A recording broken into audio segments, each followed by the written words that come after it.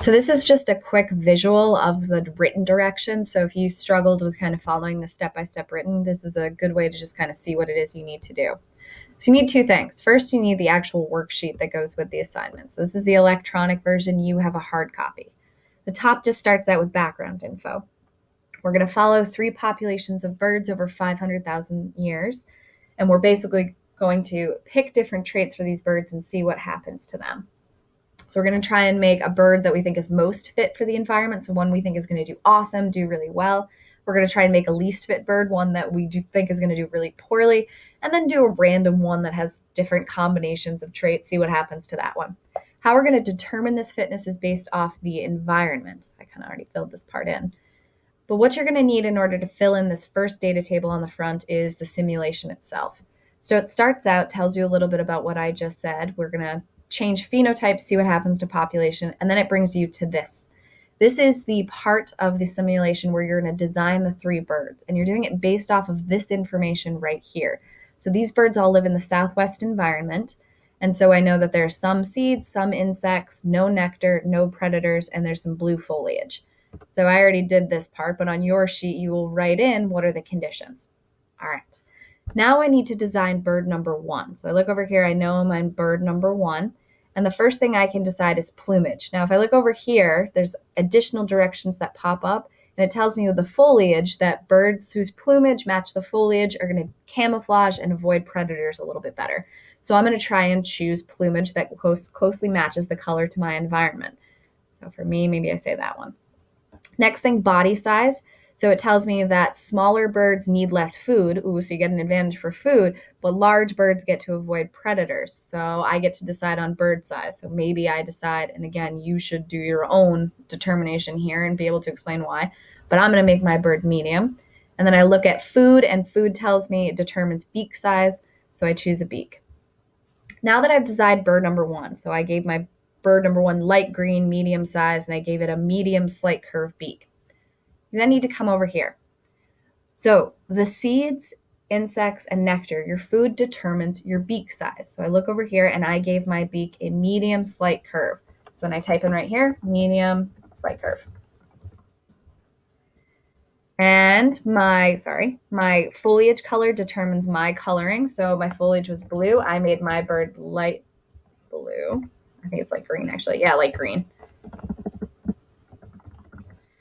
And last but not least, size is determined by predator. So I made my bird medium. And again, you will choose your own traits based on what you think is best.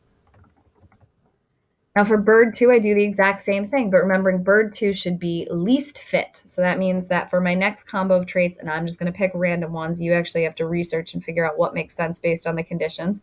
I pick traits I think are going to be bad, and then I type those in right here. So what beak do I think is going to be worst based on the food I see? What color is worst based on coloring?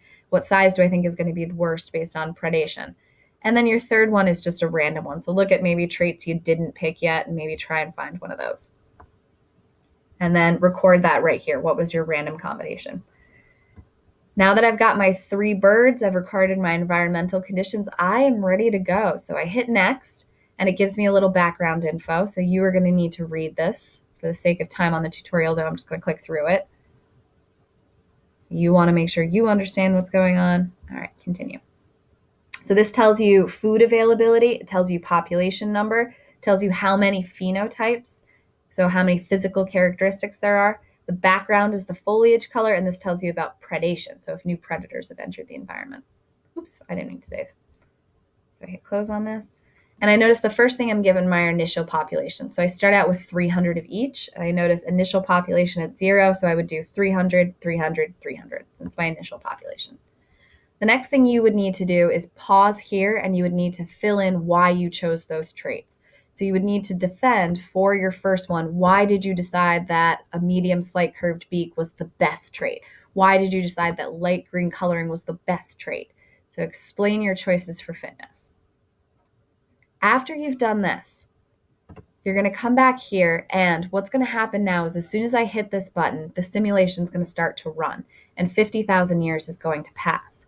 What I need to make sure is on my data table in the back, I need to record what happens every 50,000 years. So I'm going to hit start so you can see what you're recording. And we'll do just 50,000, and then you're just repeating this step over and over again for 500,000. So I hit start, and I notice years pass, my populations are changing. There we go. And I hit 50,000. The first thing that I'll notice is that every 50,000 years, I'm going to get a random mutation. And so in this case, I notice that it's population 3 that randomly mutates. So I come over here to my sheet and I have to check off which one mutated. So in this case, population 3 gets a check. And then I need to describe what happens. So a small number of offspring inherited a random mutation. Their plumage is light green. The mutation did not increase or decrease fitness. All right, so then over here, what do I say? Mutation, plumage, light green. And then I want to include that there was no effect on fitness. Later on, you're going to have to explain your trends in population, and knowing whether or not something was helpful or harmful is really helpful in describing that. Last thing I need are my population numbers. So I have 432 of my first one, so 432, 102, and 304. All right, so now I look. Did I check which bird mutated? Do I have my mutation affects both what happened and how it affected fitness and my population numbers? Yep. So then I am ready to resume, and another 50,000 years will pass. All right, you keep going like that. So every 10,000 years when it stops, you record what happens and then keep going until you hit 500,000. And that's how you do it.